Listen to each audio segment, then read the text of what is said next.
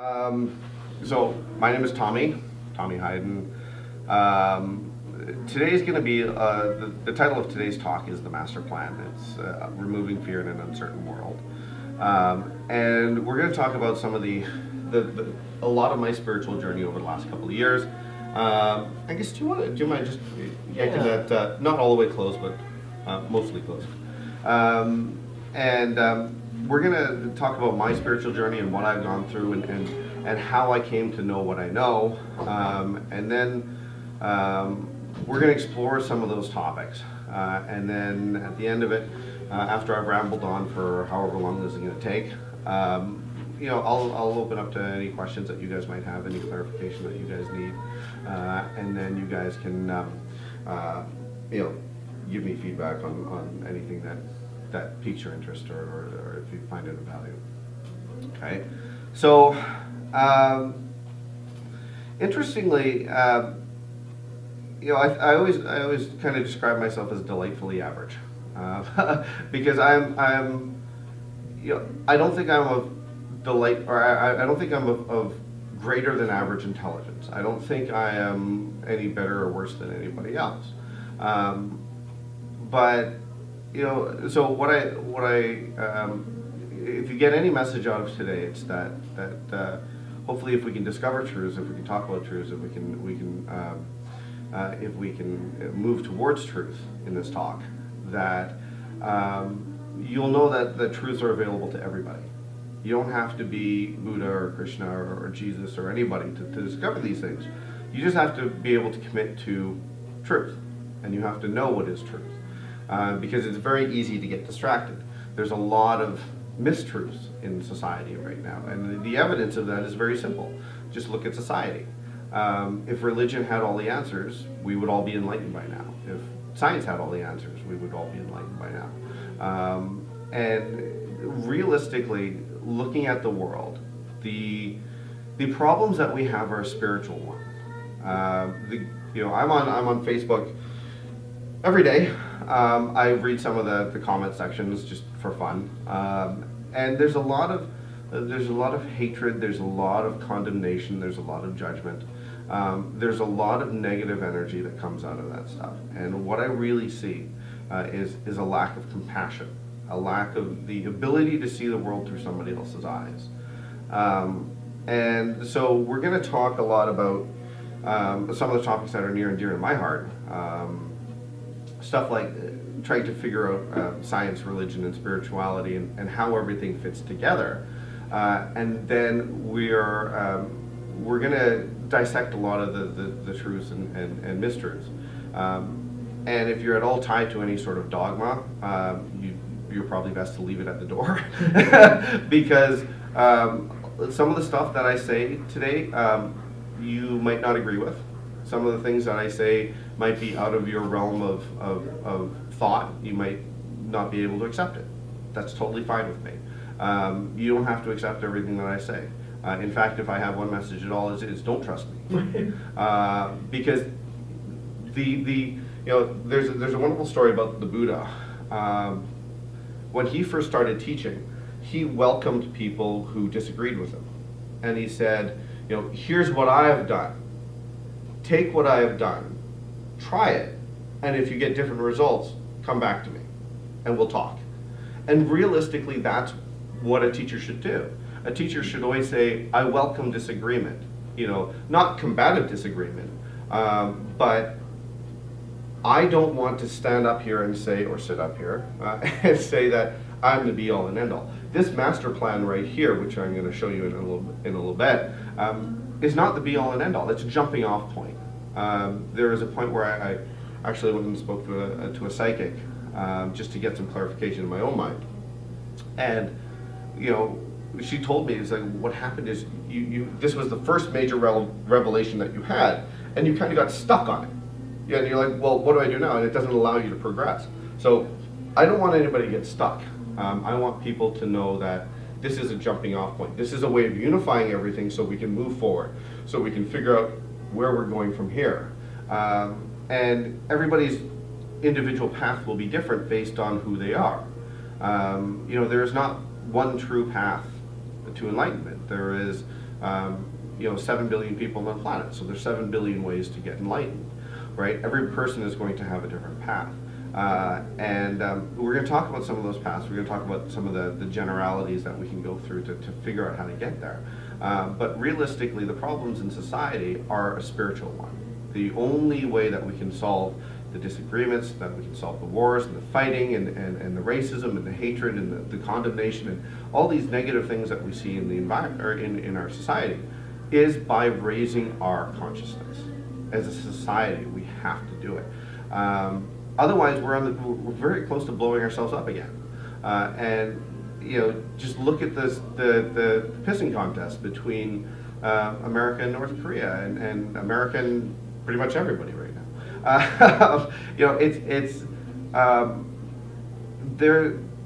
We are so trapped in the way that we're thinking that it's really going to take as many of us as we can to really raise the consciousness of the planet.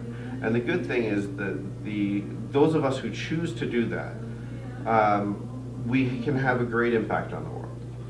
And the evidence of that is obvious as well. I mean, you look at the greatest people in history, like Jesus, like Buddha, like Krishna, like the greatest spiritual teachers of our time. They uplift the world, and their knowledge and their understanding transcends generations, and people still talk about them today. And so I think, you mentioned before we started that we are on the verge of a big shift. And I see it everywhere. It's possible because I think I'm part of it. But it's also because of the fact that I think more people are starting to realize, and we're getting to the point now in our spiritual evolution where you can talk about things which people wouldn't understand before. Like you hear some of the greatest teachers talking about vibrations, right? Whereas in biblical times, if you talk to the people who Jesus talked to about vibrational energy and quantum physics and quantum potentiality and how everything works, they would sit at you in stone silence, right? I mean, you're talking about a people who as a culture thought that the best way to deal with someone who was preaching love and kindness and acceptance was to string them up on a cross and kill them, right? Like, that is not a very enlightened environment to live in. And so Jesus did an amazing job just in terms of what he did. Whether the message has been distorted or not, that's another issue. But he came into that time with the message, which is the same message as all the teachers have, although they've formulated it in different ways due to the society that they were in and the questions that they asked. But realistically, it's all the same message. Like Buddha's message, or Buddha was wondering, why is there suffering in the world? And Christ was talking about how do we save the world, right? And that's, those are different questions, but they end up with the same answer. So, in terms of my spiritual journey, I hadn't been a particularly spiritual person for most of my life. I was an atheist for 42 years, and the most spiritual I got was when I was, I think in my 20s. There was a book that came out called Conversations with God. And a friend of mine, a very dear friend of mine, recommended it to me. And he said, he said to me, when I was given this book, when I was recommended this book from a friend of mine, he gave it to me with this caveat: it's not what you think. So I want you to read it with the same caveat: it's not what you think. And as somebody who grew up really very non-religious and atheistic, simply because I looked at the God of religion and I said, I couldn't agree with it. I couldn't square it in my head, because on one hand you're telling me God is love, and on the other hand you're saying I need to fear God's wrath, otherwise I'll suffer for eternal damnation. And those two things, I don't understand how you can hold that in your head. So I said, well, this is clearly BS, and I just threw it away. And Conversations with God was the first first encounter I had with a loving God, one that was non-judgmental, one that really appeared to just be what God should be, loving and kind and giving and freeing and all that, right? And so it was a book that I came back to many, many times. I've reread it so many times I can probably quote passages word for word. So I remember reading it for the first time going, if there is a God, this is the one that I would believe in.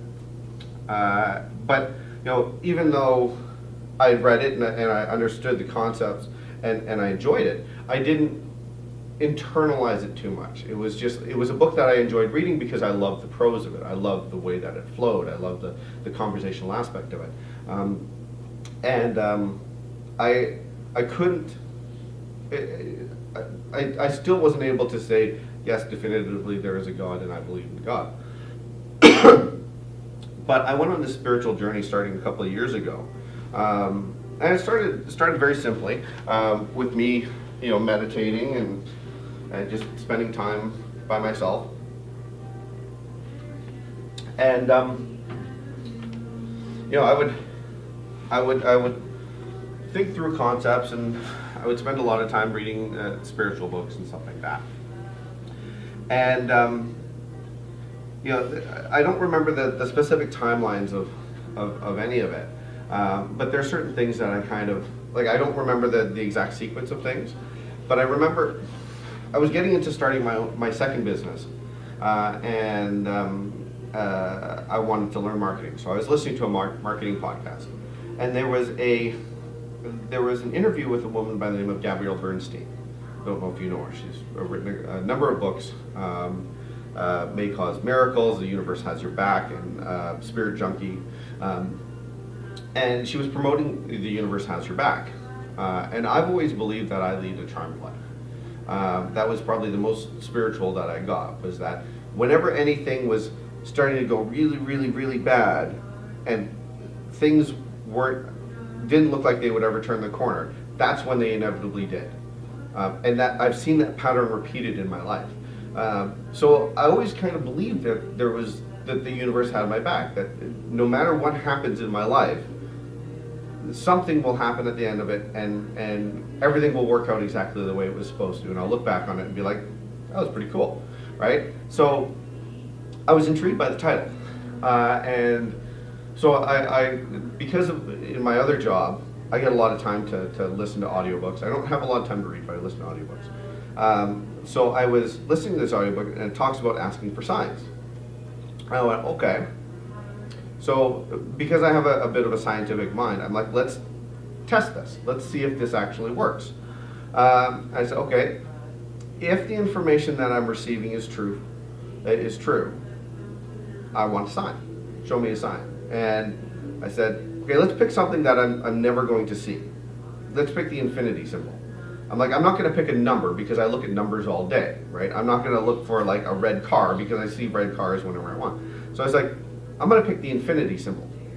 When do you ever see the infinity symbol anywhere, right? And so like a day later, I was listening to a different audiobook, and they were talking about servers, computer servers, right?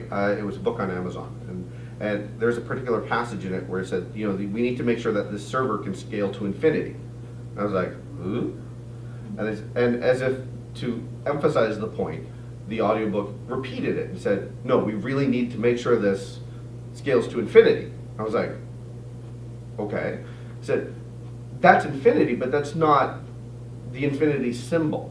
Like I specifically want the infinity symbol. That's close, it's in the general area. But let me see if I can get to the infinity symbol.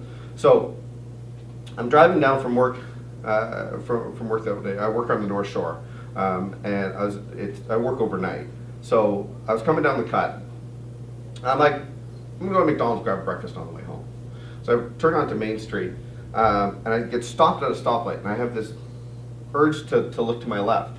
And it's the middle of the night. It's pitch black, not pitch black, but it's dark. And over on my left is an illuminated sign of an infinity symbol. Yeah. And I'm like, okay, so there's probably something to this, right? Just the sheer coincidence of hearing infinity twice and seeing the infinity symbol in a short period of time after asking for it, I'm like, there's got to be something here. So it sort of reignited my interest in spirituality. I'm like, okay, so maybe there's something to science. So I went back and I read Conversation with God, and that led me into Paramahansa Yogananda, because he's mentioned in the book. And I know that Autobiography of a Yogi was, I think, Steve Jobs' favorite book. I think it's one of the Beatles' favorite books. Like George Harrison apparently has a stack of them that he has in his house, and every time he has house guests, he just gives them a copy of Autobiography of a Yogi. And so, in the book, Yogananda is meeting all these different saints, and he refers to them as Christ-like saints, because they really seem to demonstrate the same powers that Jesus had, right? Levitation and transmutation and walking on water and immortality and all this, being able to appear and disappear and manifest second bodies and all this sort of stuff. And so I'm looking at, it was almost like Conversations with God was the textbook, and Autobiography of a Yogi was the workbook. It was like, here's the theory, and here's the practical use of it. And I'm like, okay, so Yogananda was less than 100 years ago, and these things that he's describing are the same things that Christ did thousands of years ago. So maybe I should go back and look at Christ and see what that was. So I ended up reading the Message, which isn't the Bible, but it's the Message translated in normal language, because I can't stand the whole "verily I say unto thee" blah blah blah kind of language. It's like reading Shakespeare to me. I don't have the head for it. So it's more common language. But that's how I kind of got to know the Bible, was through the Message, which is a very poorly written book, and I don't recommend it.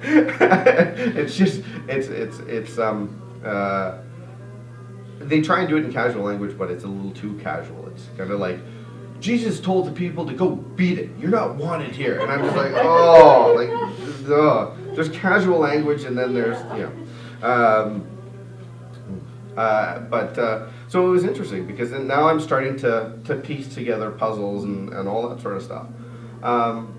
And again, being scientifically minded, I'm like, okay, so Yogananda is saying this, and that he had these experiences. And one of the experiences that he had was after his guru died, Sri Yukteswar. He came back to him, much as Jesus came back to his disciples several days after he died. And Yogananda's like, well, he was dead, and then he was here, and he was physical. Like, I put my arms around him and I refused to let go. Like, he was a physical person, and he was dead. He's been dead for a while. And they had a wonderful conversation, and what Yogananda's guru told him was like, yeah, no, I'm dead, but now I'm living in the astral plane on this other planet, and helping other people in the astral plane raise or go through their spiritual journey. And it was hard for me to take, because I'm just like, well, this is a little too, like, I could take like people levitating and people creating scents and smells out of flowerless or scentless flowers and all that sort of stuff that they talk about in Autobiography of a Yogi. But the whole astral thing, I was just like, okay. But again, being scientifically minded, I'm like, okay, so this is what they say. There's another plane of reality. How do I test this? Like, how do I know that Yogananda wasn't just full of BS, right? So I taught myself to have out-of-body experiences, right? It's not difficult. It's open to anybody, but there's a very definitive point when you do it, and I'll give you my experience just so you know that I'm not BSing. It took me about 6 months to learn how to do it. Not continuously every night, but it was just sort of as I had time, I would practice, and I bought myself some meditative hypnosis things, and I'd practice and I would do it, and I would set my intention, all that sort of stuff. And the best way to know whether somebody is having a genuine experience and is usually that they fall ass backwards into it, and they don't realize what it is until somebody else goes, oh yeah, that's what it was, right? And so I was laying in bed one night just practicing, and the best time to do it is when you're just on the edge of sleep. And so I was kind of just drifting in and out of sleep, because when I lay down and I have a hypnosis going, I tend to fall asleep in the middle of it, because that's what you do when you're in bed and you're lying down. Your body is conditioned to fall asleep. And all of a sudden I was sort of jerked out of my half-sleeping state, and my body was vibrating violently, like violently, and my heart was doing this, and it was beating faster than I'd ever had it beat before. So there's a physical and there's an energetic response, and I honestly felt that if it had gone on much longer, my heart was going to explode or stop. It was that intense. And so I'm like, breathe. It's all cool. It's all good. Just breathe through it. It's okay, right? And then so the vibrations start to subside.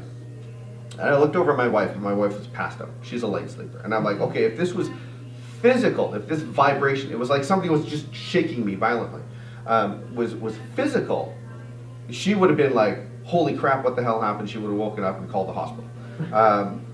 So I knew it was an energetic thing, and it was a very real thing, and that was my first experience with it. And I went, what the hell was that?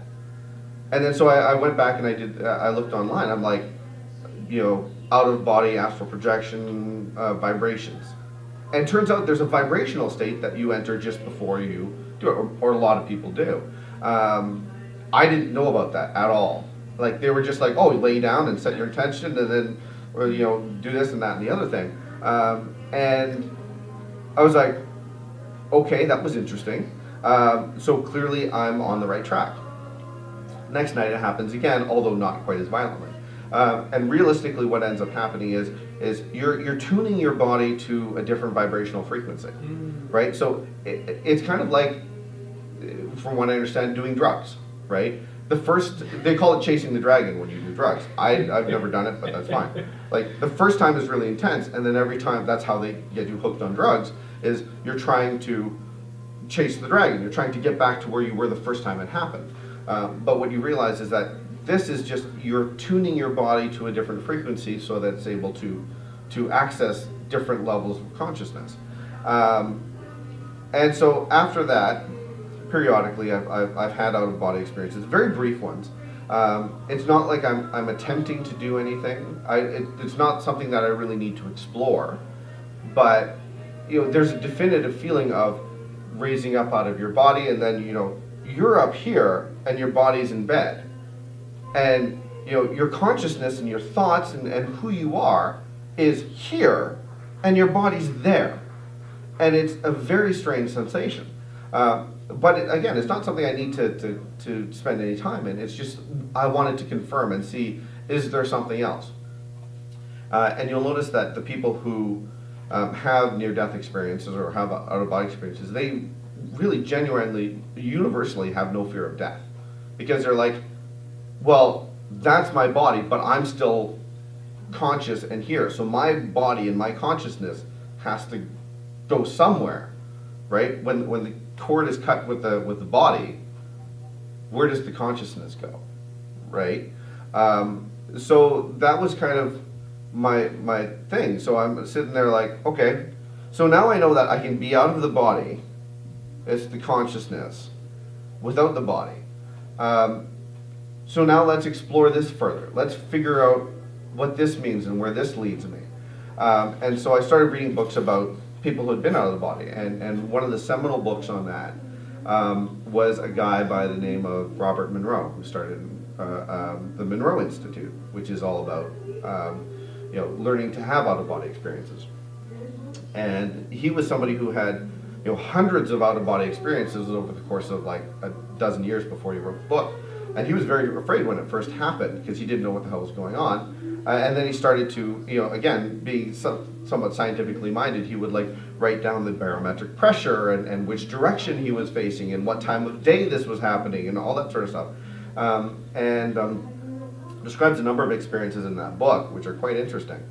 And then I think one of the passages that really, really, like, again, I was listening to the audiobook, and I was driving. I remember driving at the time. I was pounding on the steering wheel because I was like, this is it. This is the missing piece.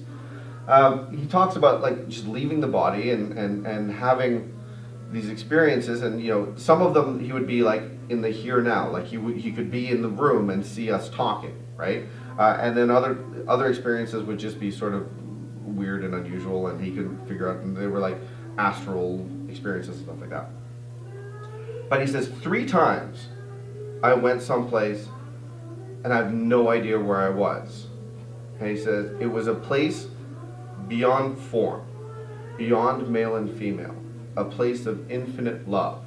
You're in the constant presence of the Father. You know, it's like you're on a cloud, but you're of the cloud. You're constantly connected and yet separate. And there is light, and there is music, and the colored light flows through you. It is you. And he says, all 3 times I didn't leave voluntarily. All 3 times I was removed. And I had a profound sense of homesickness when I left, because I knew that was home. And he tried to recreate it in the physical by going to a swimming pool and putting in colored lights, and he's just like, I couldn't get that feeling. So yeah, he had this experience where he's just like, this is home. And he was like, I was so homesick after that happened. Every time, like, it was so intense. I've never tried to go back again, right? And I was like, this is it. This is what the teachers have been saying. We are a body, a mind, and a spirit. What they don't tell us is that they exist in different levels of reality. You think your mind is in your body, right? You think your soul is in your body, and it's not. This was the missing piece to me, that this is what the master plan is. This tells you how everything works. This is the greater spiritual cosmology. This is how everything fits together, so you understand who you really are and why the world is the way it is. And that the world doesn't need fixing. The world is exactly the way it is because it's exactly the way it is. And you don't need to do anything to fix it. It's not broken. But you can if you want. And that is the message of the masters, is there is a God, and he is infinite in his love and his kindness, and gives us the freedom to do whatever we want. We can destroy the planet 1,000,000 times over. We have done it before. There are many ancient civilizations that we don't even know about because they've been wiped off of the face of the planet, and every single one of them was loved.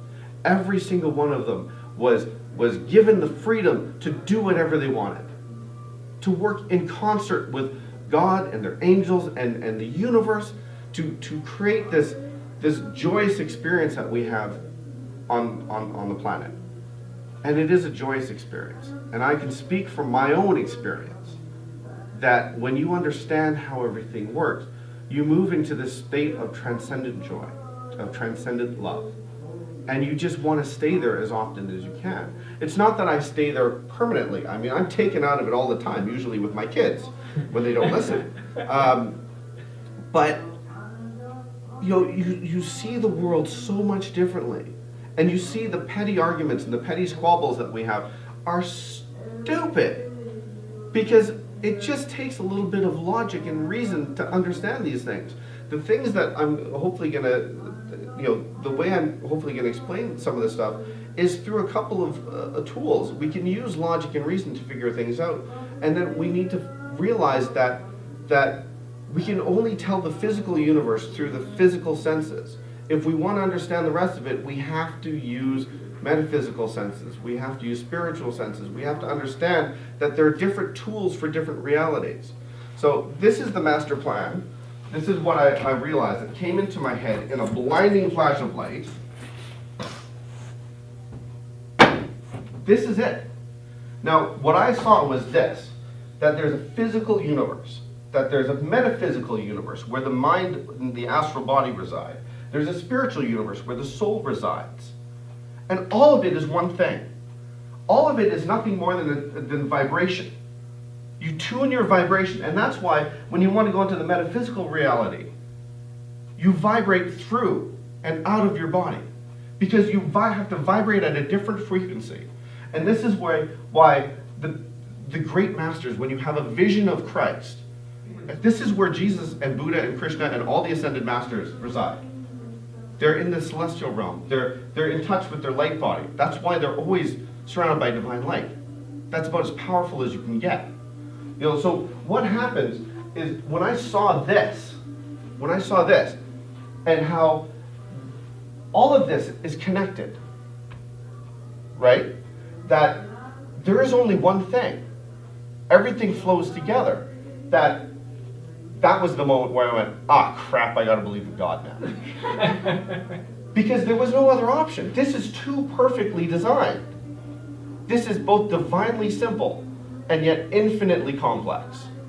The amount of variety that you can have in this system, is able to create everything, right? So, the book Conversations with God has a wonderful cosmology in it, which I can't prove for certain because it happened before time began, but it has a wonderful cosmology that I can think through logically. And I'm like, okay, so to me, I'm like, I see this, and I say, well, there's got to be a God because it's too well organized. If I, as a scientist growing up, right, I could take that the physical universe may have been accidental. Like there was a bunch of big bangs and finally we just randomly hit on the right combination of everything for everything to work perfectly. But when you start to introduce all of this stuff, right, then you're just like, well, crap, there's some organizational structure somewhere, right? So, but in Conversation with God, they talk about, in the beginning there was only God. God is oneness. God is everything. And God wanted to know himself. But God can't know himself as all of it unless he's less than all of it, right? Because it's like, I think in one of the conversations, or the Neale Donald Walsch books, they use the example of if you're in a room that is entirely white, after a while you just go out of your mind. You're floating in midair in this white room and everything's white, then after a while, whiteness has no meaning. So all of a sudden, a black spot appears on the wall, and you're like, I'm over here and the spot's over there. Well, that's white and that's black. So now you're introducing duality, and then you can understand who you are by knowing what you are not, and that's what God did. Okay, so God created duality so he could know oneness, so he could know himself through duality. So God is consciousness. God asks the same questions that any conscious being does. Is, who am I? Why am I here? What is the meaning of all of this? But God is infinitely powerful, so God just creates it, right? God is the infinite creator. In its purest, most absolute form, God is oneness, God is formless, all-knowing, omniscience, right? Omniscient. God is, and we know that God has to be formless because anything that has form is limited by its form, right? I can't reach for 5 things at once because I only have 2 arms, right? So if God is infinite and all-powerful, he has to be formless. There's just no other option, right? And so when God created duality, he introduces a lot more to the system, right? And so as he splits himself into separate beings we call souls, right?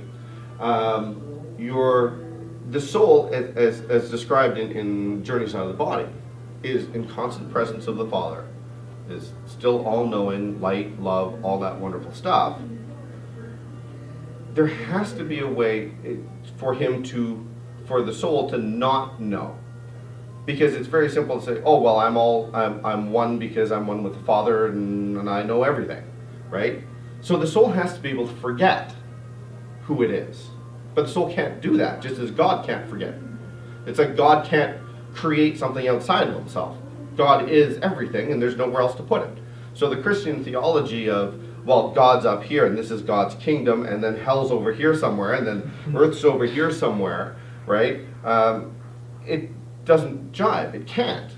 Because God is everything, and therefore everything has to be a part of God. So why would he create hell within himself to throw us into, just to punish us for a system that he designed, right? So in order for the spirit, the soul, or for God, or whoever, to know himself, it has to figure out a way to forget. So the soul creates the mind, right? And the mind doesn't know who it is. That's the purpose of the mind. The mind is trying to figure out who it is, right?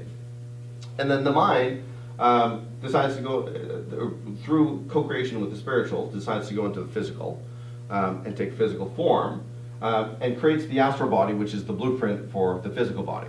In Journeys Out of the Body, he makes a minor error. He refers to the astral body as the second body. It's the blueprint. It's the first body.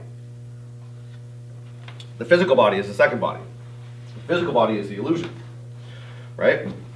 So the mind goes into the physical body, has no idea what it's doing. It appears to be separate, right? And so it's going through this physical experience of duality in form, trying to experience who it is by not knowing, or by knowing who it isn't, right?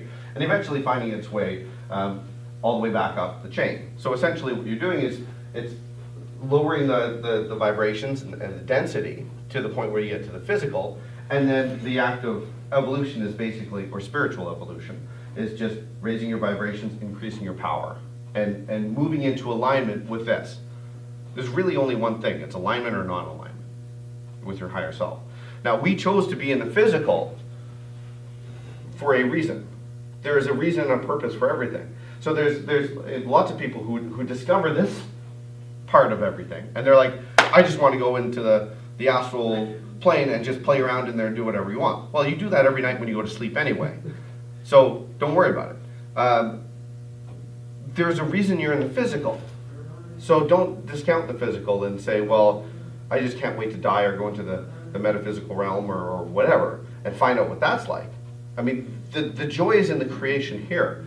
The example I use is that, this is, God is a creator. Spiritual is, your soul is a creator. The mind is a creator. The body is a creator, right? You are made in the image and likeness of God. That's what it means. You are always creating. You can't not create. Your body is creating new cells all the time. It's trying to create that experience. But basically what you're doing is, I like to describe this as the architectural blueprint of the house. The soul is conceiving of the ideas. The mind is drafting the blueprint, and then the physical body is experiencing that blueprint. There's a story in one of William Buhlman's books, who I think runs the Monroe Institute right now. He says, backing up, Edgar Cayce, one of the most documented psychics of all time, he used a sleeping trance channel. His guides used to say frequently, the mind is the builder, right? And that's really what it is. It's holding the blueprint for everything. That's where all the data comes from. It's from the mind, from the metaphysical realm, from the Akashic records, if you ever heard that. So this guy William Buhlman, who runs the Monroe Institute, he was talking about one of his out-of-body experiences, and what he was doing is he was laying on the couch, and he leaves the body, and then what he does is he projects himself about 10 feet away, right? Just to make sure he's out, right? To get far enough away that he's not really going to get sucked in unless he consciously thinks of the body. And he happened to be doing this in his living room. And at the time, in the physical reality, they bought the new house, but they decided they didn't like the fireplace. So they were working with contractors to try and figure out a new design for the fireplace and figure out what they wanted it to look like. So this guy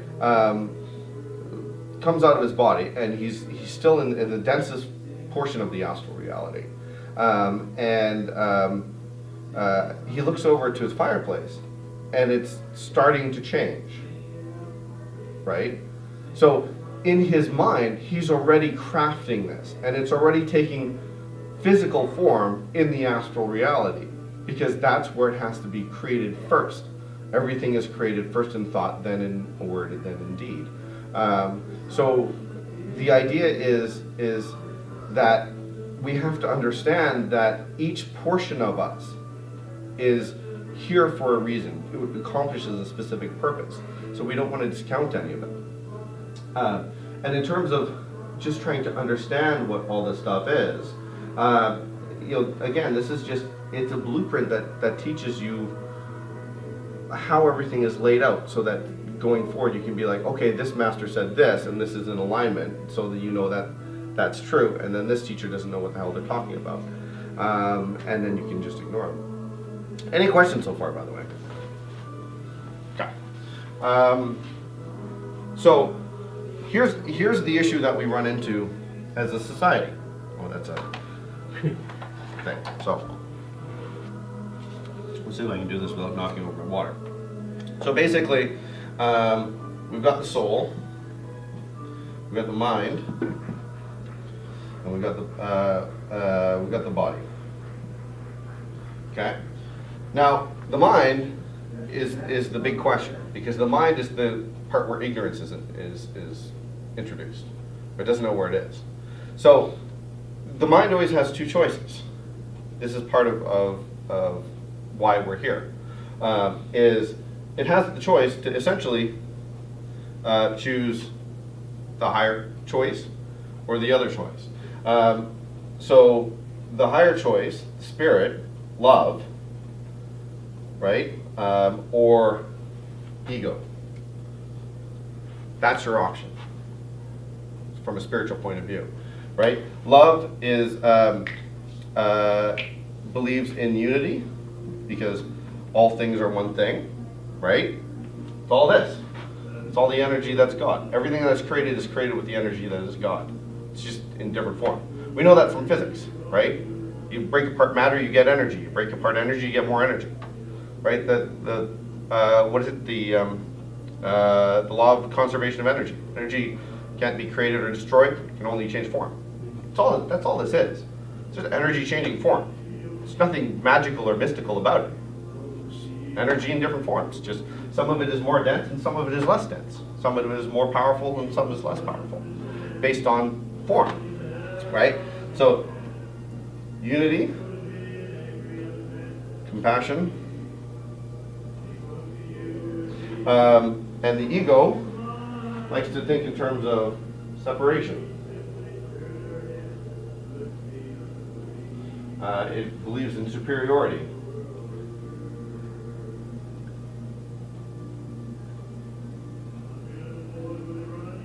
I can spell without knocking this thing over. And likewise, inferiority.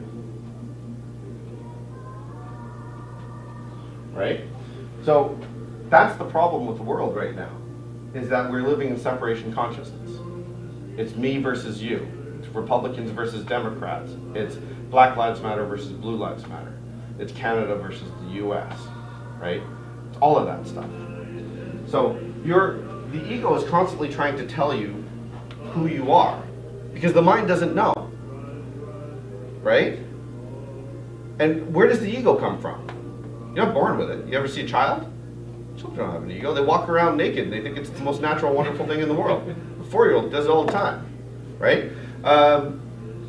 This is introduced to us where we learn everything else from our damn parents, right? And from society. They stick you in soccer class and into soccer, and they say you're superior to the other kid. Go kick his ass, right? You're inferior to that other kid because they can play the violin and you can't. They're a better singer than you are, right? They introduce this through society. You are better than that other kid, right? Love never does that. ever. God is love. God never separates. God never loves anybody more than he loves anybody else. There's no God's chosen people. They're all exactly the same to God, right? So, realistically, what we're trying to do is just move there. Every single time you have to make a reaction, you say, is this love or is this ego? That's it. That'll get you to enlightenment in a hurry, right? Take the most loving act. If you can't get to the most loving act, take the next best option. If you're in depression, anger is better than depression. It's not love, but it's better than depression. At least it's motivating. At least you want to go out and do something. Depression makes you want to sit at home and eat Cheetos all day, right? So that's the issue. And then we act that out. We experience that through our bodies. Our bodies are nothing more than a sack of atoms. The consciousness picks up the body, works it like a puppet. That's all it is. If you sit there and really delve into who you are, one of the best ways to do that, if you're not religious or whatever, you just ask yourself, who am I? And just whatever you come up with, just if you can observe it or name it, it's not you, right? It's like, I have a car. If you can own it, it's not you. A car, the car isn't me. I have a body. Body's not me. Okay, well, am I my personality? Well, I just said my personality. So therefore, I own that, right? If it changes, it's not you, right? Who you are, eventually, if you start going, nope, I'm not that, nope, I'm not that, nope, I'm not that, you start to realize you're nothing more than awareness, nothing more than consciousness. And what's God? Awareness and consciousness. You find out that you're love. What's God? You start to notice that you and God are one and the same. There is no separation. This was the great realization for me. None of it is separate from anything else. You are not separate from anybody else. So if you want to understand who you are, it's all here. You want to take, for example, let's dissect the soul a little bit, right? If you look at the system, right, if you look at the master plan as I've laid it out, and again, this is just something I put on a big poster board. It's not entirely accurate. It's a simplification of what God is. There's infinite complexity in it. So if I come back and revise this, don't say that I was wrong. Okay, so let's talk about this system here, right? So God is and the soul. I think this is probably the origins of the biblical phrase that says, "Let us create man in our image," right? It's this creating the physical, right? It's not God as himself. It's God as the collective of all that is everything. Let us create man in our image. Creator, creator, creator, right? So in this system, if the whole purpose is to experience duality, right, of physicality, right, you have to introduce reincarnation. There's a couple of reasons why reincarnation has to be the way it works. First off, just logically, the universe at this point, as best we can guess, is about 14.8 billion years old. 13.8? 14.8? It's about 14 billion years old, right? So you're telling me that the best that God could come up with was all of eternity from the Big Bang until the Big Crunch, and you dip in right there for 60 years, 70 years, 80 years, maybe 90 if you're lucky, right? You got one kick at the can, and then if you screw it up, you're down here burning in hell, and if you do it right, you're right here. You go north, right? So, first off, that's just an insane concept.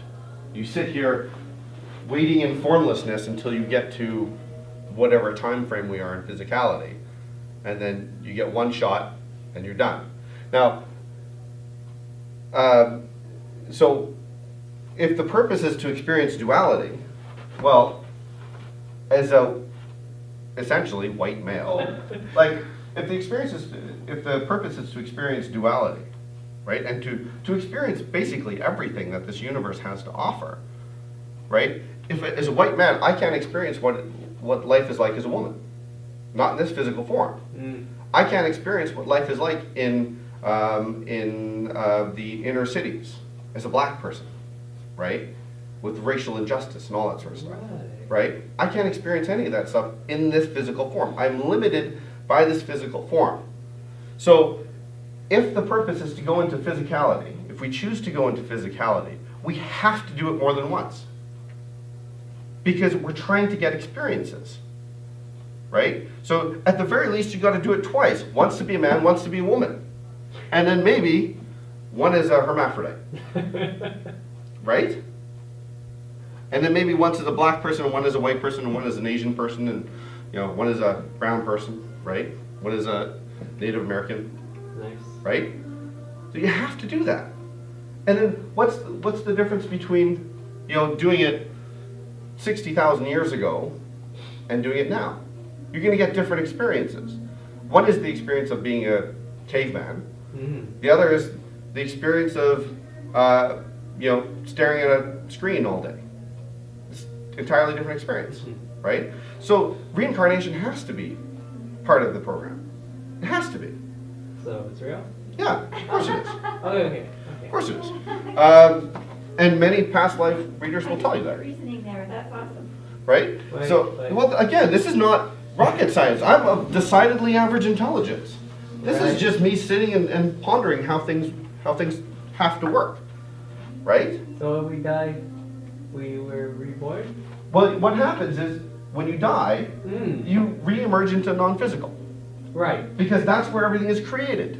Right. The mind is the builder. And then you make another physical? And then you come back in.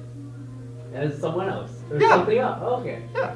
Now here's the thing. Now watch this. This is really going to blow your mind. Okay, so let's take a couple of concepts here. Okay. Let's understand this at a greater level. Okay. So there's been a number of incidents, and one was written about in Autobiography Yogi of Swami Satchidananda, I think. He calls him the saint with two bodies. I can't even Google that. Yeah, you'd have to. They're all Indian names. They're all this long. Oh. But so Satchidananda was able to manifest a second physical body. This is not unique to him, right? There's look up Father Pio, Mother Mira, even in Journeys of the Body. Robert Monroe, who's non-religious, describes an incident or notes an incidence of near bilocation, which I don't know. It's kind of like being mostly pregnant, I guess, or kind of pregnant. So I don't know what that would be. But Swami Kriyananda notes a Claretian monk who was able to bilocate that he knew in his lifetime, right? Who lived in California. So this is not unique, right? This is not some special power. I mean, it's rare. It's not unique, right? So let's talk about this. It's the ability to project another body and create it in a different physical space. Okay. So watch this. Okay. Oh. This is the typical experience of a human being, right? This is our understanding. You like my amorphous blob? Okay. It's better than Yeah. So, but this is what we think. This is the body. This is the mind, and the soul somewhere in here. Okay. Right? That's what we typically think. Okay. But if somebody is able to physically create another physical body, Right. at a different location, That'd be pretty crazy. what happens to the soul? Oh, does it split into two? Well, it could, in theory, but all things are one thing anyway. Right? But, so this soul has to exist in both places at the same time, inhabiting two different bodies. But if you look at this, all things are God, right? So this is God. Right. The physical universe is created within the soul of God. Uh-huh. So the physical body, in the image and likeness of God, is created inside the body of the soul. the soul is the container for the body. The body is not the container for the soul. The soul exists everywhere. Now here's what's really going to blow your mind. So we know that the soul exists outside of the body because it's the only way that somebody can do this Yeah, but and have the same soul. both? How do you control both of them? Look how powerful your soul is. It's been written that the soul is powerful enough to create galaxies. Oh. That's how powerful it is. You Right. think that if your soul was this big inside you that it could create a galaxy? No, probably not. No. You can't contain your entire soul inside you. You would explode. It's extraordinarily powerful. It is vibrating at it is essentially God split up into smaller pieces. So think about how powerful God is and what He's created. And then take that down just about that much, 1/8 of an inch. That's a pretty powerful soul. Okay, so let's take this. Okay, so now we know that the body exists inside the soul, as the physical universe exists inside the body of God, or the soul of God. Right? So ignore my terrible drawing. This is, for all intents and purposes, the United States. Okay, or North America. This is just one section of the world. Okay?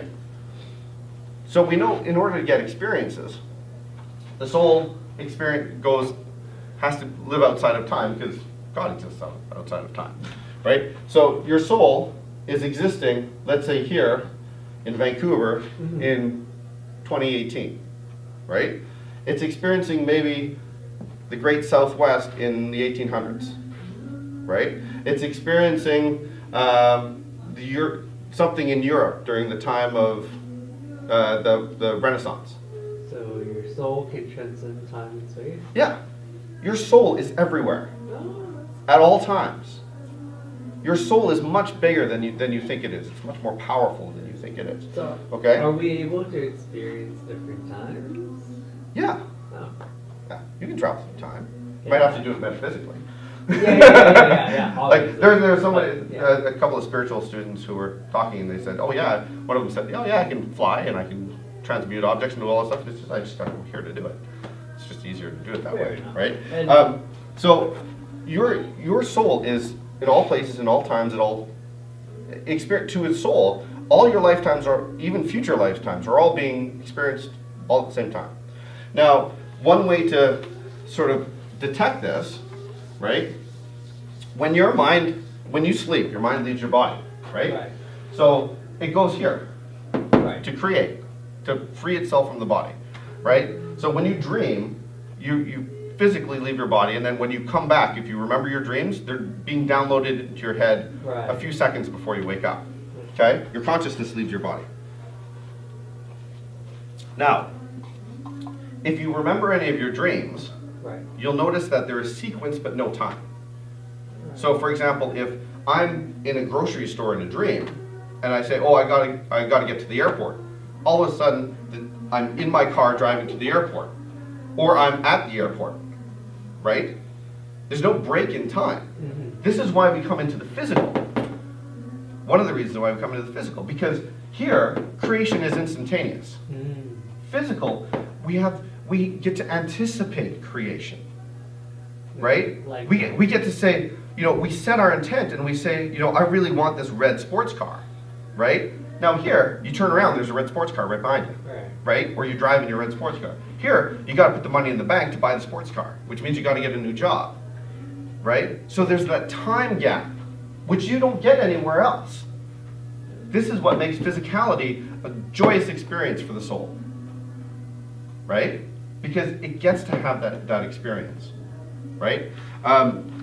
So we know that if here there is sequence but no time, here there is time and sequence, odds are pretty sure here there's no time at all. Just logic, right? So your soul is quite an interesting topic of conversation and greatly misunderstood. So this is why the abortion debate is stupid. Huh? Because if your soul is everywhere, Mm-hmm. right, and there is the physical body of a woman, right, and there's a baby inside the child, or inside the mother, Where's the soul? So there's two arguments for and I love talking about controversial topics, by the way. So if this turns you off, I'm just trying to explain. What I like to do is explain to people why all the arguments that we have are stupid. Okay? So first off, all life is an extension of life before. There's no new life. Right? God is, let's write this down. God, life, and love, and actually probably truth as well, are all synonyms. You can really exchange. God is life, God is love is God, life is God, right? So the fact that life exists is evidence that it's always existed. So anybody trying to find the beginning of the origins of life is on a fool's errand, right? When a male and a female come together, right, and make a baby, there's no new life created. It's an extension of the life of the father and the life of the mother, right? It's the cells of one and the cells of the other joining together, creating an extension of life, not a new life, right? So, does life begin at conception or at birth? Doesn't matter. It's an irrelevant question. Now, if you're asking when the soul enters the body, well, the soul contains the body. The soul is already there. So, but what happens when the baby is born? It's already there. There's two options. Number one, that baby is cared for and exists within the soul of the mother. Right? That's one option. It never leaves the soul. Right? The other option is it's handed off to another soul. Right? But if, like our map of the United States and South America, right? One soul is all over the place here. The other soul is all over the place here, intersecting. It's all energy anyway. They go through, in and around everybody. The handoff from one soul to the other, they're both existing in the same place at the same time anyway. There's no handoff. I mean, there's a handoff, but there's no handoff. Right? So the soul never enters the body. So why are we arguing over when does life begin and when does the soul enter the body? Never does. It's always there. So stop arguing.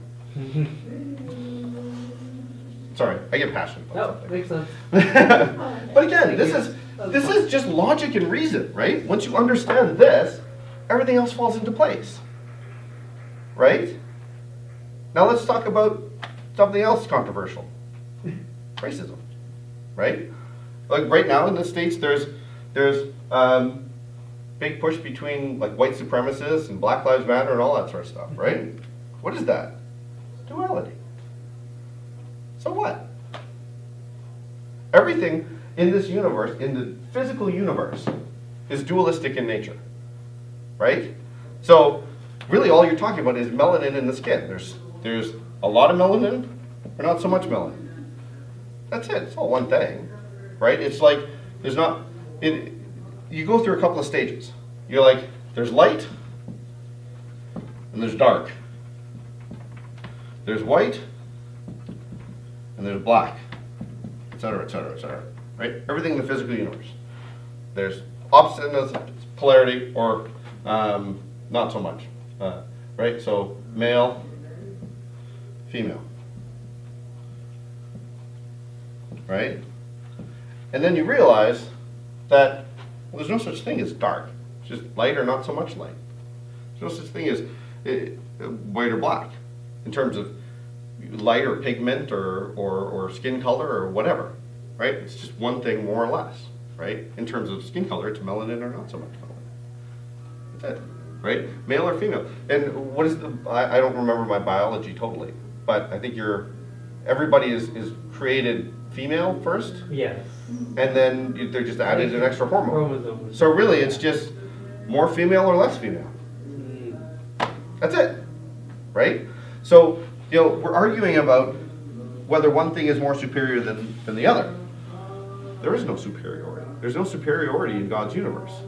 Right? The fish is not superior to the bird. The bird is not superior to the antelope. They're just different. They're better at some things and not better at other things. A bird is not generally very good at swimming. A fish is generally not very good at flying.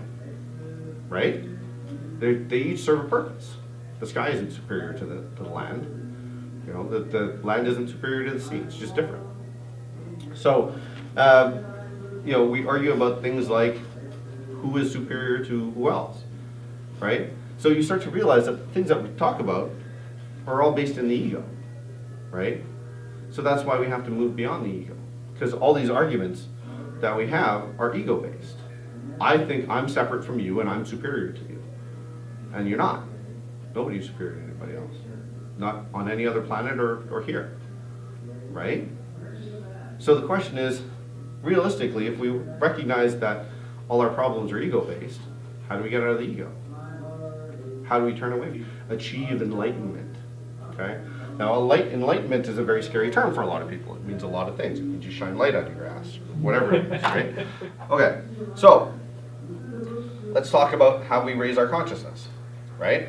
Okay, so the Bhagavad Gita lists a couple of different ways to raise your consciousness or to move into alignment with that, okay? So one of the ways is through, let's say, we'll put it right here, devotion. It's the way of Christians and Muslims and that sort of stuff, right? Another way is selfless service.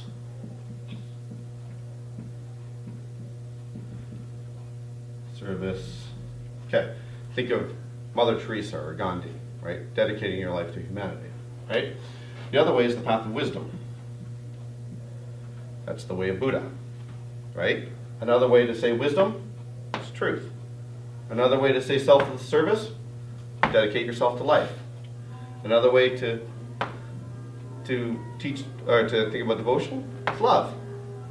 So what is the Bhagavad Gita telling you? Move into alignment with what is God. That's why Jesus taught devotion. It's probably the easiest one to do. In every action, take the most loving action. That's it. Not Jesus' message was not, I died on the cross to take the sins of humanity on me so that if you believe in me, you'll go to heaven and not go to hell. Jesus' message was, love the Lord thy God with all thy heart and all thy soul and all thy mind. Love thy neighbor as thyself. Love thy enemy. That was Jesus' message. That's what he did on the cross. When he was on the cross, before he was on the cross, he forgave everybody. So forgive them, they know not what they do. Right? I think Jesus suffered on the cross, maybe physically. It's probably painful to be out there, yeah. right? But suffering is a physical thing. You know, there's a story of Nisargadatta Maharaj, one of the Indian saints, where a woman who had cancer said was talking with him, and he said, you know, you don't suffer. She says, what do you mean I don't suffer? I have cancer. And he says, no, you don't suffer. Who you think you are suffers. Who you are doesn't suffer. And she said, you telling me with all the, because he was Indian, he said, you telling me with all things going on in your country and India and Pakistan and all that sort of stuff, you don't suffer. He says, in my world nothing ever goes wrong. Right? That's what a saint will say. So when people say Jesus suffered on the cross, no, he didn't. Physically, maybe, right? But he didn't suffer. He called that to him through the law of attraction, right? He asked to find a way to impact humanity that we would talk about for centuries, and we screwed up the message. The purpose of the resurrection was to tell you, you are not your body. That's what it was. It was love, you are not your body. You are God. I am the Son of God, and ye are my brethren. Not really rocket science to figure out. That means, look, God, what is the offspring of God? That's all. Right. Is that rocket science? Is that hard to figure out? Decidedly average intelligence, right? Ye are my brethren. We're all in this together. We are all one. That's the message. Verily, as you have done to the least of these, my brethren, you have done so unto me. That's the message. That's the same message they all come with. Buddha's message was, we are all Buddha. He went there through wisdom. Jesus' message is, we are all one. He got through love. And you can bet that Mother Teresa and Gandhi were doing the same thing through selfless service. Now the interesting thing is, Jesus, Mother Teresa, Buddha, Christ, or Krishna, you know what they all had in common? They meditated. Every single one of them. Most spiritually advanced people meditate. It's not a requirement, but damn sure helps. Right? So that's how you get into alignment with this. The longer you stay in the silence, the longer you... Jesus said, seek ye first the kingdom of heaven. The kingdom of heaven lies within. You think you crack open your chest, you're going to find heaven in there? Yeah. No. Right? It's just gonna hurt. It'd probably hurt. I wouldn't want it. But, go within. And then what do Christians do? They look for heaven outside of themselves. Completely miss the message. Jesus' message was love, unity, compassion.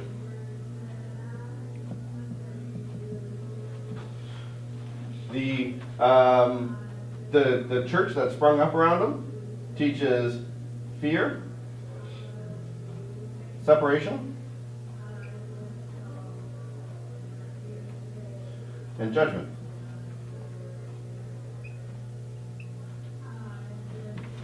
What does that look like?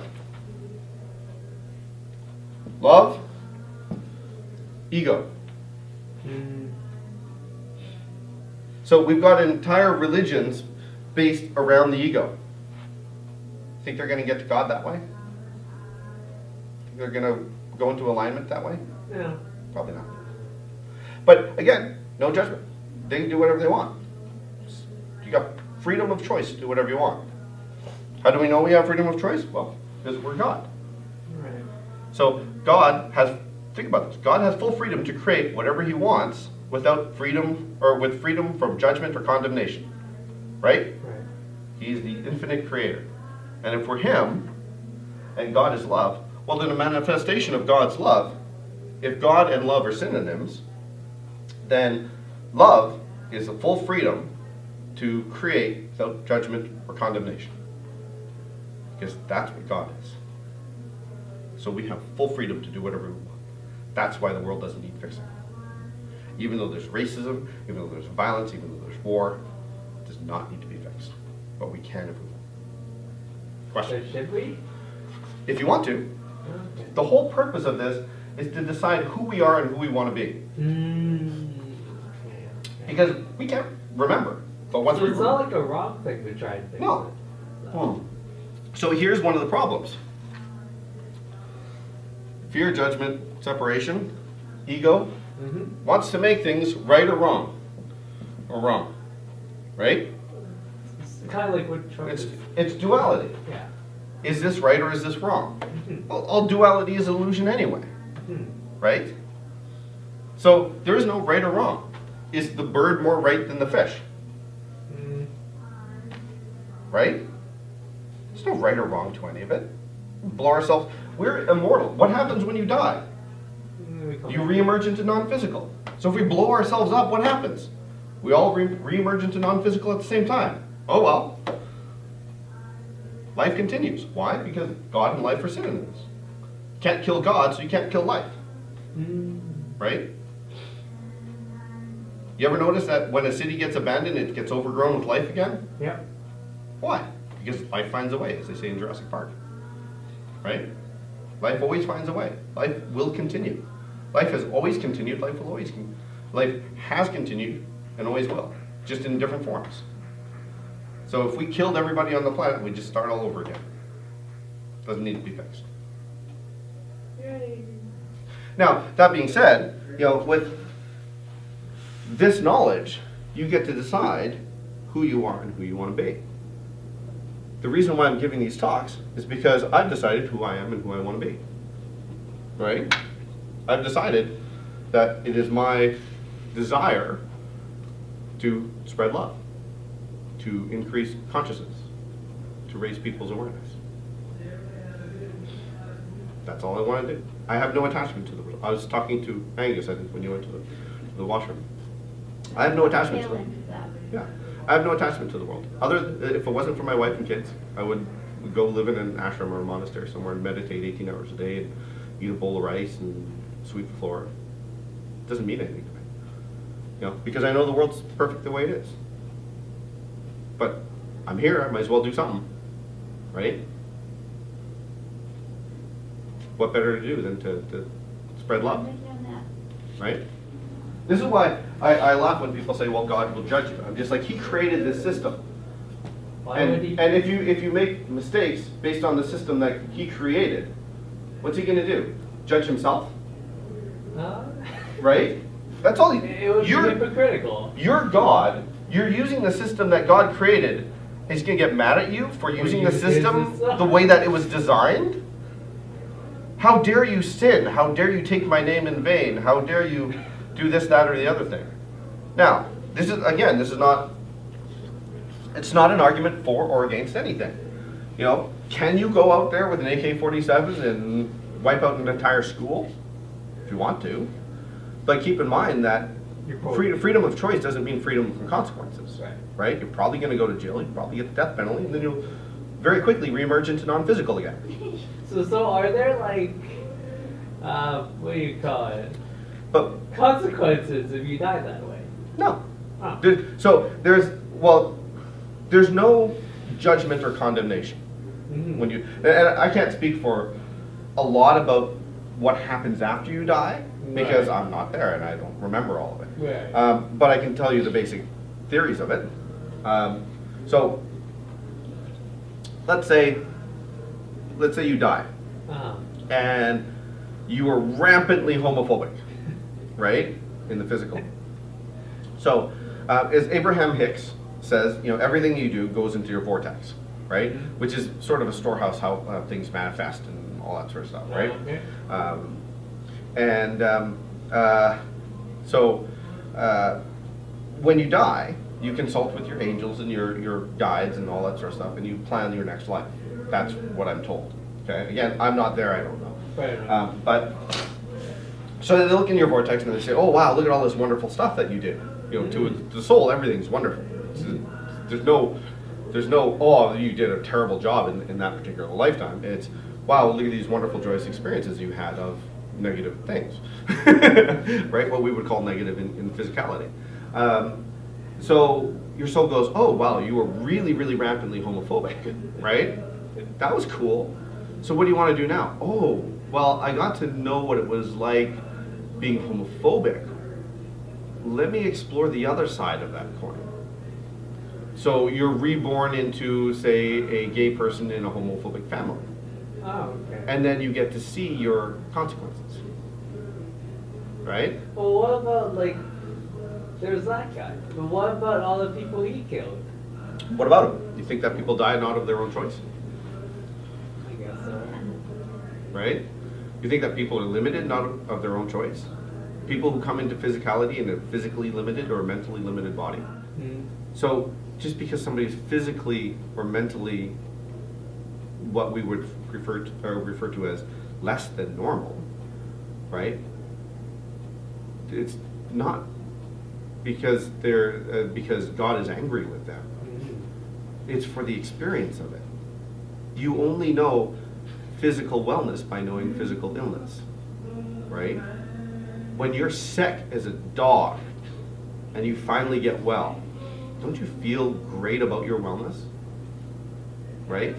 Don't you feel appreciation and love and joy of your physical body and how well it works when you're not feeling ill? Now the difference is that we don't have to experience war and fear and anger and racism in order for us to understand it. We can look to the past. We can look to other planets if we're spiritually advanced enough, right? We can learn from this and say, we don't want this anymore. We know who we are. We know we're divine expressions of love. We know about our divinity. We don't want that anymore. And we can choose a better society if we want to. But it's going to take a number of us. And it doesn't have to be like 50% plus one. right? It has to be a significant enough portion of the population. Anywhere, I've heard numbers anywhere between 1% and 5%, consciously directing their energy. The energy of love vibrates at a very high frequency. The energy of fear vibrates at a very low frequency.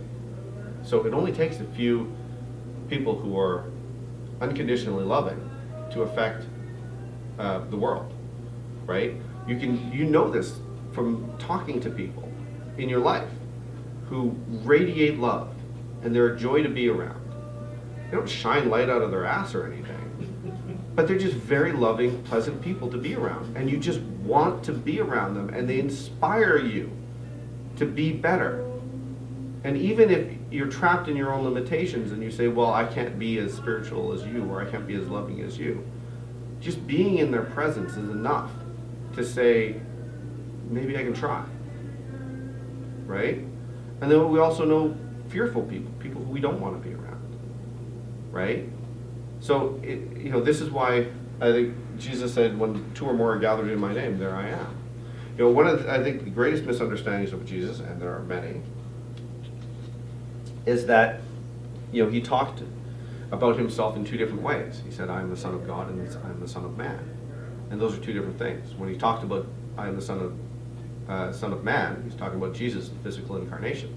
He's talking about, I am the Son of Man. He's talking about, or Son of God. He's talking about the Christ consciousness, right? So, you think about this, like, no man may come to God but through the Christ consciousness.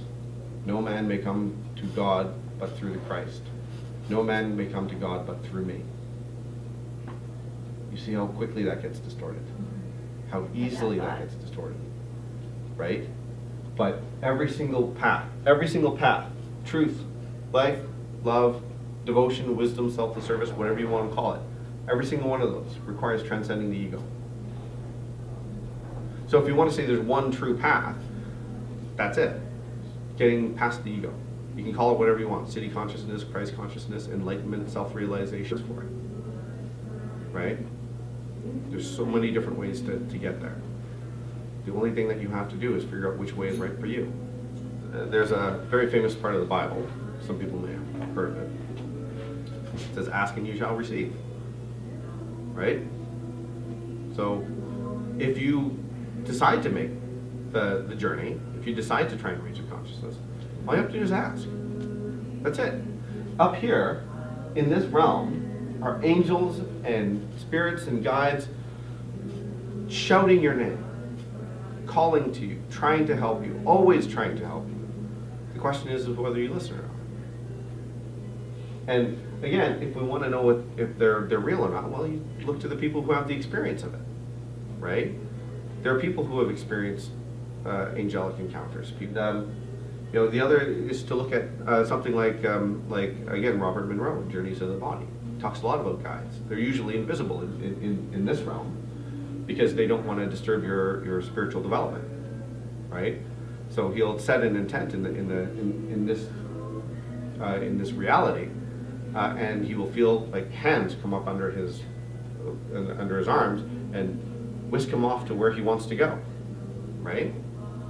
And he doesn't know who the hands are attached to. He just feels them, and he knows that he's being guided. Like there was one where he was in physicality, or sorry, he was in the what he calls the here now, and he was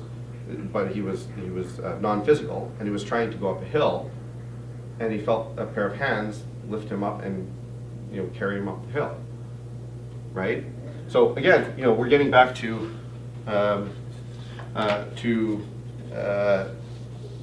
in essence, duality to some degree when we understand the non-physical, right? So basically, right here, the lowest part of the non-physical, there's like two sliders: density and emotions. Okay? The most dense physical body is the astral body. And it exists essentially here, overlaid over top of the real world. It's very, very close to the real world. You can travel anywhere. You can go check out the Great Pyramid of Giza if you want. But it's not really where the mind wants to be. It's not where the astral body wants to be. It's sort of more up here. So typically your experiencing the real world in the astral body are very short. It's more fun for the mind body to be creative in a non-physical reality. That's kind of what it likes to do. So, you can spend hours in non-physical reality if you really want to. But you have to remember that your emotional level dictates where you go in here. You want to get to see angels and guides and spirits, they're usually up here in a very high emotional state, in vibrating love. But there's also demons in there. And if you read Journeys Out of the Body, talk about dark shadow entities which will attack and claw and bite. And, he talks about knockdown, drag-out fights where he's trying to pull these entities off of him and throw them across the room and then dive back into his physical body, right? So if you go into the non-physical in fear, that's what you're going to attract. If you go in with love, you're going to end up going somewhere else. Okay? This is the same thing that Edgar Cayce described when he talked about going into a trance state and witnessing the Akashic records. He said, what time is it? 2:46. He said he would project himself outside the body as a spot and then raise himself up. And what he's describing is going through here. He says going through the shadow dimensions with misshapen forms of humanity, and then more light where you see like streets and people and stuff like that, and then going into light and angelic creatures, right? And then so the keeper of the Akashic records, which is where you witness your past lives and all that sort of stuff. Edgar Cayce kind of went up here. Most psychics can usually go, maybe here, right? It's very difficult for a psychic to get up this high.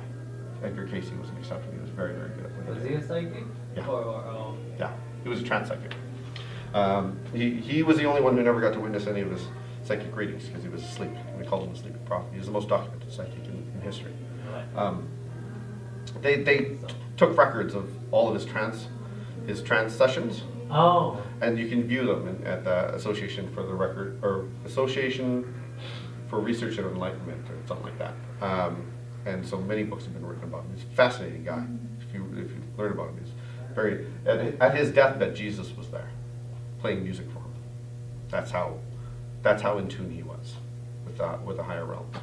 Like if you get a personal visit by Jesus at your death, that's pretty impressive. Yeah. So, I'm not recommending going in here. I'm also not recommending not going in here. But keep in mind that this is all law of attraction, right? So, while we're on the subject, right, let's talk about law of attraction because that's very important. This is how people manifest anything in their life. Now, in physics, there is 4 fundamental forces, right? There is the strong nuclear force, the weak nuclear force, there's gravity, and electromagnetism. Okay? Strong nuclear force holds atoms together. Weak nuclear force holds molecules together. It attracts atoms to atoms. Okay? Gravity, we all know. Electromagnetism, we all know. Right? What is a strong nuclear force? It's an attraction. Right? It's an attractor field. It's a weak nuclear force. It's an attractor field. What's gravity? It's an attractor field. What's magnetism? It's an attractor field. What's the greatest spiritual law in the universe? Law of attraction. You know what law governs this? Law of attraction. Like attracts like. So if you go in there, like I said, with fearful energy, you're going to attract fearful things. If you, even in the physical, if you try and manifest things in your life through lack and fear, you're going to attract lack and fear, right? You have to be up here to get what you want.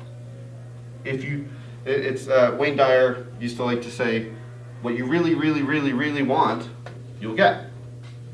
He also said, what you really, really, really, really don't want, you'll get. The entire universe is based around attraction. All of it, right? So I said I would talk about some of my favorite teachers who we're right and wrong so that you know the difference. Abraham-Hicks, whether you believe in the channeling or not, because Abraham is a group of non-physical entities that speak through Esther Hicks. All he, she, it, they talk about is law of attraction. They have one answer to everything, law of attraction. Why? It's the law of the universe, right? That's how everything works. So if you understand law of attraction, you understand this, right? You can get anything you want. It might take some time.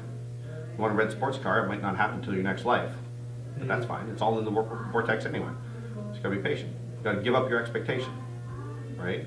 You know, in the Bhagavad Gita, they say that you know, what happens if I meditate and I can't get my mind under control? Do I lose everything? Do I lose the time I spent when I could have been doing something else, and then I also lose the time I spent in meditation? And it says no, it's all cumulative, right? Everything you do stays in the vortex, as Abraham-Hicks puts it, and then you work on it in your next life. So, you know, maybe you're 65 years old and you don't have time to go get a red sports car in this lifetime. Well, next lifetime maybe you get you get reincarnated as a race car driver with a red sports car, right? So, you know, don't worry about it. If what you need to, the Gita also says something wonderful. It just says, you know, you're entitled to your actions, but not to the fruit of your actions, right? That means do something like selfless service for the love of doing it, because it's a manifestation of who you are. Be divorced from the outcome, right? You either have the red sports car or you don't have the red sports car. You're happy either way. You're joyous either way. But being joyous makes it more likely to manifest, right? So Abraham-Hicks is probably one of the best teachers that I've seen. I don't think I've ever found anything that she says that he, she, it, they said that is inaccurate. I mean, he, she, it, they says that the Who is this? Abraham-Hicks. You can Google that one. Yeah, Google it. It's very good. Her videos are all over YouTube. He, she, it, they. I don't know what pronoun to use, but How come? Probably they. well, it's a group of non-physical entities. So Oh, it's a group of people. it's a group of non-physical entities, as most channels are. You'll notice that when somebody's channeling, they usually use the word we to describe themselves, because they are not a group of non-physical entities. You know, souls and non-physical is crossing each other all the time. It's just energy, right? There's no separation between any of it. It's like there's no separation between the air in this room and the air outside. It's all the same air, right? We just put a door in the way and we say it's separate. It's not. It's all together. But then on the opposite end of the spectrum is another one of my favorite teachers, David Hawkins, who was just absolutely wrong on pretty much everything, right? And he was a great spiritual. He was one of the ones where people would say, you know, can I touch your feet in the Indian custom, and can I receive a blessing from you? And David Hawkins wrote a book called Power versus Force, where he used a kinesiological muscle test, an arm test, to say, well, this is absolute truth, and this is absolute falsehood, right? So he was creating this way to say, you know, this is absolute true and this is false. Well, first off, this is a dualistic, relativistic universe. There's no absolute truth in physicality. Things are only true in relationship to another thing. You can't say this is absolute true. The only place you get absolute is up here, right? So his entire premise is flawed. But he never stopped to think about it. Like he went and learned this muscle test. He said, oh, well, this is a reaction to the field, not to the individual person. So he thought it was a way of telling spiritual truth from falsehood, right?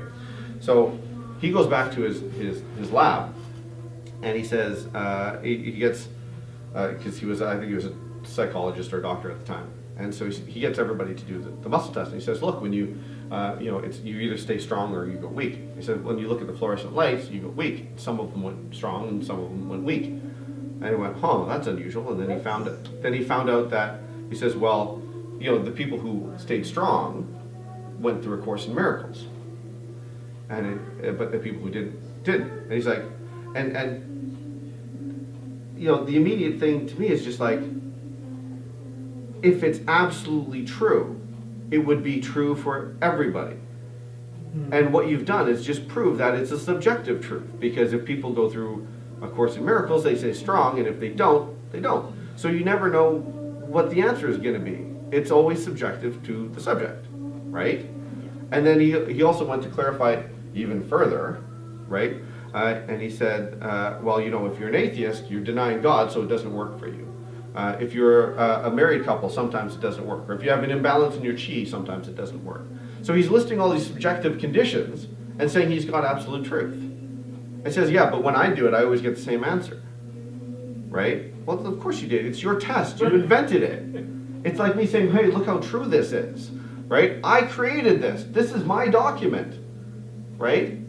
So, you know, he would give these lectures and say, you know, and then he created a numerical scale, and he said, you know, this is like, just, it was essentially an emotional scale. It was despair and depression at the bottom, and then love and enlightenment at the top. And then right in the middle, he has reason. This is the realm of the intellect. It's like, you know, so you're pregnant, and I'm like, and I looked at it and I was like, there's something wrong with that, and I can't figure out what it is. And then I was like, we're dealing with duality. Reason and emotion are on the two ends of the same spectrum. It's the same scale. So reason is not in the middle. Reason is at one end, and emotion is at the other end. It's realistically just more emotion or less emotion. That's it, right?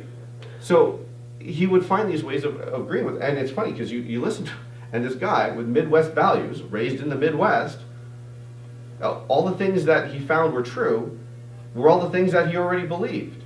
Well, Fox News is good, and global warming is bad, and you know, CNN is and MSNBC aren't good, but you know, Fox News is better, and you know, George W. Bush was a very intelligent president, and you know, all these things that a conservative in the Midwest would believe. His truths, though. Yeah. His truths were true. Yeah. So it's true to him. So this is why I'm saying, like, you need to understand that you're going to, in your spiritual journey, you're going to be finding lots of things or lots of teachers who don't know what the fuck they're talking about, right? And that's why I say that I started this conversation off by saying, don't believe anything I say, like Buddha said, right? Take what I've shown you and do it yourself. See what results you get, and if you get different results from me, then you come see me and talk to me, and I'll be more than happy to have a conversation. Because I was an atheist for 42 years. I'm more than willing to change fundamental beliefs of my character, right? I'm not attached to anything. Like if it requires me to believe in God, because God is the ultimate reality, that's what I'll do, right? I don't sit there and get trapped in dogma or doctrine and say, you know, my way is right and your way is wrong. This is just a guide. I made this on my computer, right? If it's not true, I'll throw it away, put it in the trash, and I'll use something better, right? So when you go through your spiritual journey, you know, the best source to consult are these people up here and your inner guidance, right? Kingdom of heaven lies within. Sit in silence, meditate like all the masters did, and set your intent through law of attraction. You know, before I gave this talk today, I sat in meditation and I asked my guides and my angels, and I said, you know, let my words flow freely, let my words speak truth, guide my words so that I can have the greatest impact on the people in this room today. And your words flow freely. Thank you. So, you know, you will, and trust. Here's the thing, trust that there is a plan. That all you need to do is surrender. And Gabby Bernstein, who I sometimes disagree with, but I think she's great, she has a wonderful saying. She says, when you think you've surrendered, surrender some more. Because it's in our resistance that we stop this system from working. It's in our joy and in our surrender that this works miracles. A Course in Miracles will tell you that miracles are a natural state of things. Abraham-Hicks will tell you that it's easy to manifest a button as a castle. Right? It's our resistance. It's our ego that gets in the way, that tells us that it's not possible. How can you manifest a castle? Are you kidding me? I can manifest a button, but I can't manifest a castle. There's no way. Right? That's your ego. That's your sense of inferiority. And you've been taught that.